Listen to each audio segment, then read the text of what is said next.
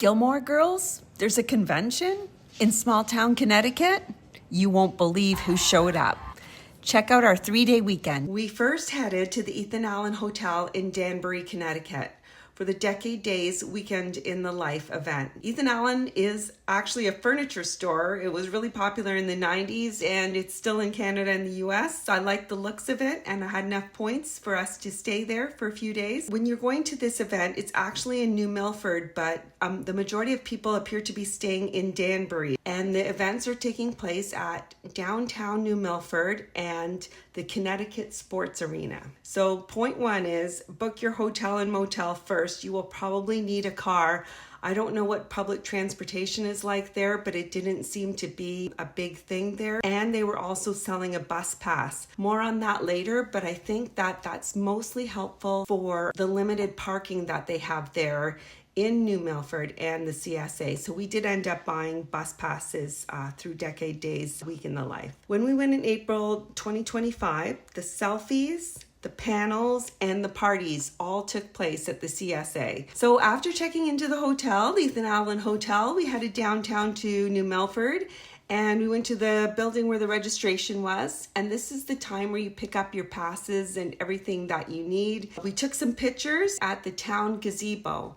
And the gazebo looks a lot like the gazebo in the Gilmore Girls, and there were people selling watercolors of that gazebo. After that, we headed to the library where trivia was just finishing up, so you can sign up for trivia, but it is limited space, so hopefully you get in, and there appear to be prizes. We just checked everything out, looked at all the displays, and of course, as you can see in this picture, we cast our vote with candy on who we thought was the right guy for Rory. After that, we went to the bookstore, which was very Gilmore Girls themed, antique store, and some other places in New Milford. Then that night, Friday night, is when they have the pajama karaoke party. There were vendors there selling treats and clothing and other goodies like that. At the karaoke event, surprise, surprise, there was two characters there, Zach, Todd Lowe, and Brian, John Cabrera. There were the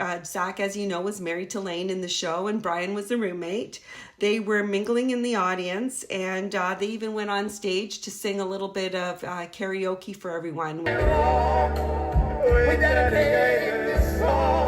We got to speak to Zach very briefly as he was walking around the party with his handler for a short time. And Zach asked us if we remembered any Hep Alien songs, but we kind of blanked as to what the Hep Alien songs were called, but the woman beside us did remember, and at the karaoke event I decided I'm going to participate, and I signed up to sing Journey's Don't Stop Believin' on stage, and I switched up some of the lyrics to relate to the show, switching up Detroit for Stars Hallow, things like that. He took the midnight train going Stars Hallow.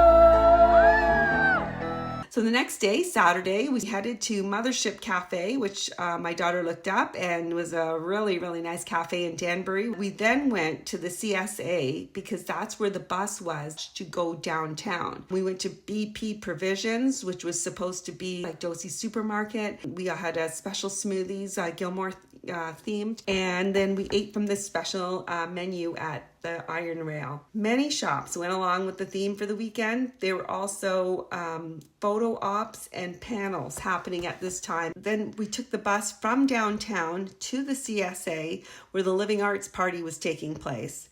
There's music, dancing, and you could take pictures with character boards. I dressed up and took pictures as Mona Lisa. A couple won the contest. They were dressed up and posed as a famous Renoir painting. At the event, there were limited snacks and beverages to purchase, but there was a little bit of alcohol, and I don't know if that will change in the future to make it more cocktail oriented.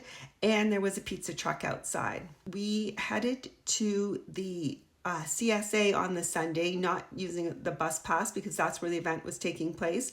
We tried to park in the parking lot there, but it was already full. But there was a representative parking lot attendant letting us know that we could park at a certain other parking lot. We had booked and paid for selfies with Logan, who's Matt Zuckery, and Luke, Scott Patterson. There was also a panel going on, so we had to make a decision if we wanted to be in the line for Scott Patterson to get our selfies or stay for the panel. We opted to go in the line and then go back in. And before we went to the selfie section, we discussed about some talking points that we could say to Scott Patterson and Matt Zuckery. If you don't have anything ready, they're just moving the line along and you're basically just going to say hi and thank you. So we talked to Luke, well, to Scott Patterson, who played Luke, briefly about the hat he was wearing and how he used to wear it backwards in the show. And for Logan, we asked him a couple of questions about tennis because that we knew that he had been a champion tennis player in college, and they were happy to answer a few questions or have some brief chit chat as long as it wasn't really holding up the line. And they were very nice back and answering questions and talking with us. Also available were the characters Michelle in the show, Lindsay, and Zach and Brian were available for selfies. The character availability varies on the weekend. Some actors were there for the whole weekend and others were there for just one day. We decided ourselves that we were going to extend our stay by one day. We ultimately made the decision that we wanted to see Yale. So had we planned that in advance, I would have booked a Marriott hotel with my points in either Kent or Yale. It was a pretty short drive, under an hour. And I just wanted to say that the Yale campus was magical. Everything looked very historical. The walkways, everything just absolutely beautiful. Lots of old buildings, very, very interesting architecture. And we did spend, I'd say, an hour at least in the bookstore and clothing store, and it was the first sunny day of the trip. So I really do think that some of the parking and other issues were alleviated because the weather wasn't very sunny. Again, at Yale, just gorgeous, easy to find parking there. There were many students around. We picked a tree that we imagined was Rory's tree from the episodes where she studied under a particular tree until another student decided he wanted to study there, and that was the end of that, I guess. After Yale, we headed home. So we actually thought this weekend was amazing and a very fun experience. That we've never done anything like that before, where the events were all over the town. You're getting the community feel. We felt like a lot was included and that you could really have a very immersive Gilmore Girls experience, and we're so glad that we attended this event. Thanks for listening. Hope you enjoyed the pictures and video, and maybe you'll do an event like this someday as well. Thank you.